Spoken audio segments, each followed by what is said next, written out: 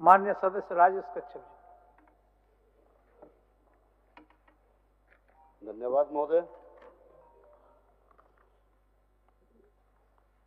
महोदय, मेरा सवाल है महोदय,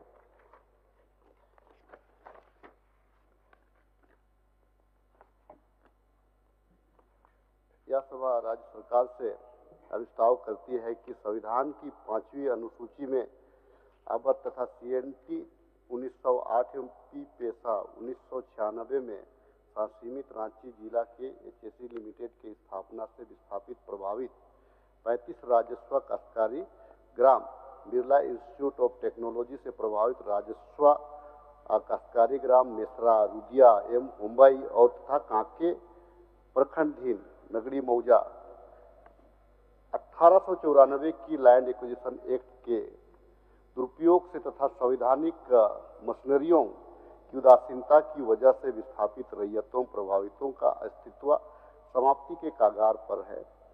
कहीं अतिरिक्त अधिकृत भूमि पर असंवैधानिक रूप से थर्ड पार्टी राइट क्रिएट किया जा रहा है, कहीं पर विवाद कर जमीन पर जबरदस्त दखल कराया जा रहा है, तो कहीं पर रेंट फिक्सेशन के साथ जमींदार बनाए जाने की इलीगल अनकॉन्स्टिट्यूशनल सर्वोच्च न्यायालय के आदेश को सेटिस्फाइड कर प्रयास को अंजाम दिया जा रहा है। यह बेहद गंभीर विषय है जो आदिवासी मूलवासी विस्थापित रैयतों के हित में नहीं है। अतः विषय की गंभीरता को देखते हुए विस्थापितों की भूमि वापसी सुनिश्चित करने तथा दोषियों पर कार्रवाई करने हेतु संवैधानिक क्षमतायुक्त आयोग की गठन किए जाने की मांग आसन से मैं किया हूं महोदय। जवाब भी आया है महोदय, जवाब भी आया है। जब से इस सदन में आया हूं महोदय, एक विस्थापितों के प्रति एक दर्द को लेकर के, और गैर सरकारी हमारा हमेशा से ही विस्थापन कर रहा है कि उन विस्थापितों के साथ में एक न्याय हो जाए, चाहे वो कहीं का विस्थापित हो, HSC का हो, मिश्रा का हो, कहीं का हो। क्योंकि आज अगर इस राज्य के बारे कहा जाता है कि इस देश का 40% माइंस इसमें पाया जाता है, खनिज संपदा है।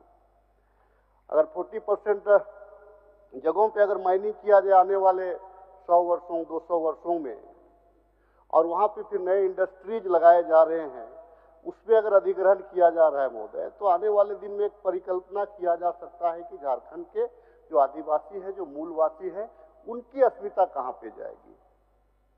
ये अभी का तो मसला नहीं है, अभी तो किसी प्रकार से चल जा रहा है, लोग रह ले रहे हैं, लेकिन आने वाले दिनों में किस प्रकार से रहेंगे।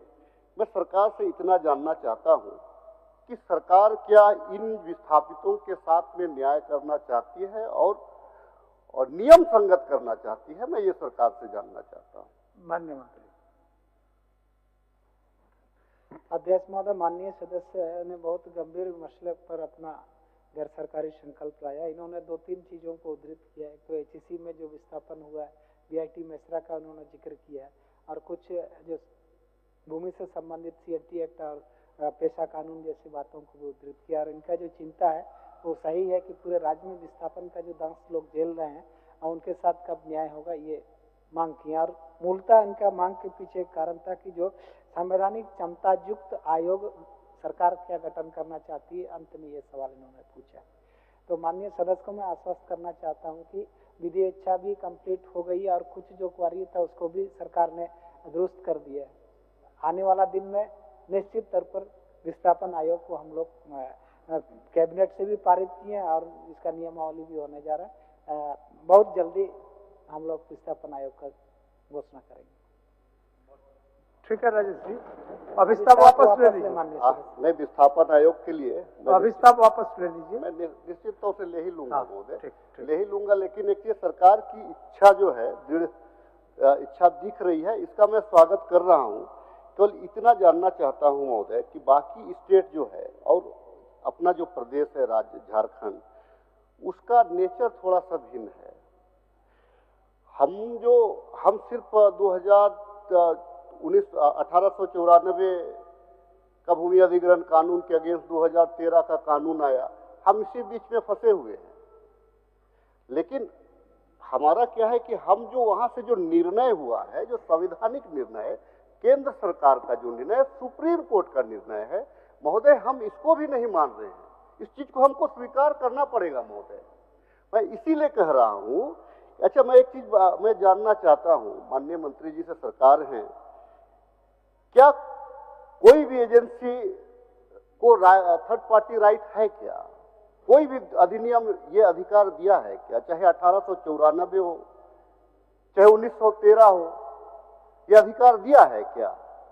मुझे नहीं लगता है कि दिया है। तो आखिर क्या वजह है कि भूमि की प्रकृति, उसकी यूटिलिटी तो का मतलब ही चेंज हो जा रहा है? तो कहीं ना कहीं एक तो सरकार, जिनकी भी सरकार हो, हम उस अधिकारियों पे कंट्रोल नहीं कर पा रहे हैं, जिस वजह से इस कानून का उल्लंघन हो रहा है और बड़े पैमाने पे विस्थापित सफर कर रहे हैं। मुझे ये प्रतीत होता है। मैं इसीलिए क्या यह संभव है? क्या कहीं पे लिखा हुआ है, सुप्रीम कोर्ट का कोई आदेश आया होगा, केंद्रीय कानून का कोई आदेश है, कोई नियमावली बना है, कोई संशोधन नियमावली बना है? कोई तो नहीं बना है। फिर हमारी उदासीन रवैया आखिर क्यों है? आने वाला दिन में क्या जो है कि हम जहां पे सरप्लस जमीन है, जहां पे आज रैयत संघर्ष कर रहे हैं। माननीय मंत्री जी, एक ही बार में जवाब दे दीजिएगा तो ठीक रहेगा। ठीक, बोल दीजिए। क्या जहां रैयत संघर्ष कर रहे हैं, आखिर क्यों संघर्ष कर रहे हैं? हम उस तरह तक तो नहीं जा पा रहे हैं। तो क्या सरकार, हम उसका समाधान निकालेंगे कि रैयत क्यों संघर्ष कर रहे हैं? हम तो कह रहे हैं कि भाई अधिग्रहण हो गया है, और रैयत क्या कह रहे हैं कि जिन उद्देश्यों के लिए अधिग्रहण किए थे आप, वो आप नहीं करा करके आप दूसरा चीज कर रहे हैं। ये बाकी चीजों के लिए है। एक इस थोड़ा सा है जमीन वापसी में दादा आप ही लोग भी सकारात्मक भूमिका निभाइए। आप लोग ज्यादा राजनीति कर दे रहे हैं ना, दिक्कत यहाँ पे हो जा रहा है। इसीलिए राजनीति कर दे रहे हैं कि आप लोग कभी भी जिक्र नहीं करते हैं। आप लोग रिम्स 2 की बात तो करते हैं, उसका बात कर रहे हैं, मैंने नगरी का भी जिक्र किया है, लेकिन आप लोग जो है 2013 का जो लारा एक्ट का है, जो संशोधन अधिनियम था, जो 2015-16 का, उसका आप लोग कभी जिक्र नहीं करते हैं।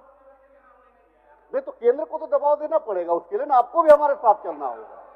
खैर उस बात को छोड़ दीजिए। चलिए, माननीय तो उम्मीद करना छोड़ देंगे, लेकिन सरकार से ही अपेक्षा करते हैं कि सरकार एक ठोस आश्वासन दे दे।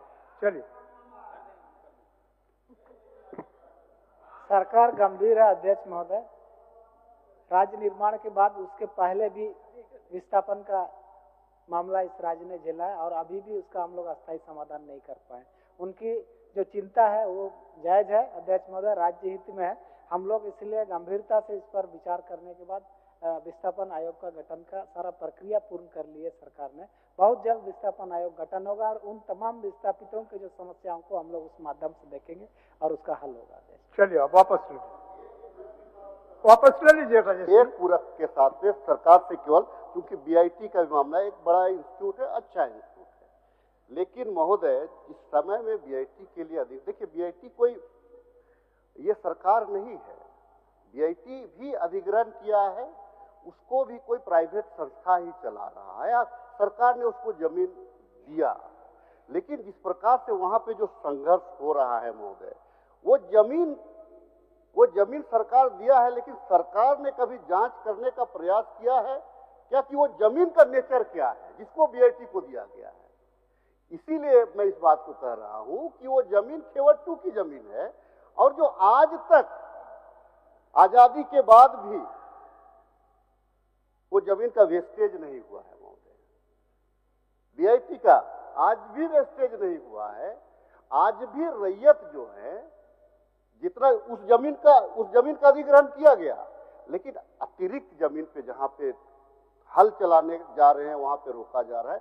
विवाद वहीं पे है। जो रिम्स का बाउंड्री है, बीआईटी का बाउंड्री है, उस पर कहीं कोई विवाद नहीं है। रैयत भी विवाद नहीं कर रहे हैं, लेकिन जो बाहर जो जाने का प्रयास हो रहा है, गांव का रास्ता को रोका जा रहा है, या खेती जहां पे कर रहे हैं वहां पे औरत पे, वहीं पे विवाद है। तो मैं केवल इतना ही जानना चाहता हूं कि वो जमीन जो है, उस जमीन पे सरकार निर्णय ले कि भाई रैयतों को राहत दे। मैं यही कहना चाह रहा हूं। माननीय मंत्री जी। अध्यक्ष महोदय, जो बातों को इंगित कर रहे हैं माननीय सदस्य, हम लोग इसको दिखवा लेते हैं। कि बाउंड्री से बाहर यदि वो जा रहे हैं तो रैत के साथ क्या दिक्कतें आ रही हैं, दिखवा लेते हैं, ऐसा होगा तो इस पर कार्रवाई होगी।